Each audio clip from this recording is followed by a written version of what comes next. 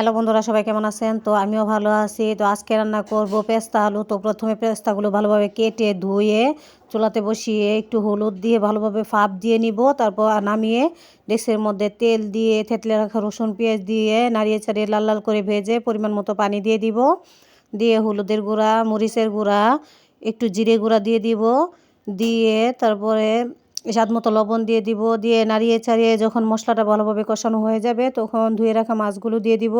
দিয়ে কয়েকটা টমেটো কুচিয়ে এবং কয়েকটা কাঁচামরিচের ফালি দিয়ে নাড়িয়ে চাড়িয়ে কষানো পর্যন্ত অপেক্ষা করব। তো বন্ধুরা, আমার মাছগুলো কষানো হয়ে গেছে।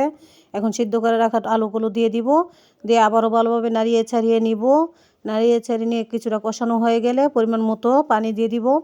দিয়ে বলক উঠে গেলে ধনিয়া কুচি দিয়ে দিব। দিয়ে আবারও ভালোভাবে নাড়িয়ে ছাড়িয়ে নিব। তো বন্ধুরা, আমার পেস্তা আলু রান্না প্রায় হয়েই এসছে। তো আমার পাশে থাকার জন্য সবাইকে ধন্যবাদ। তো সবাই ভালো থাকবেন।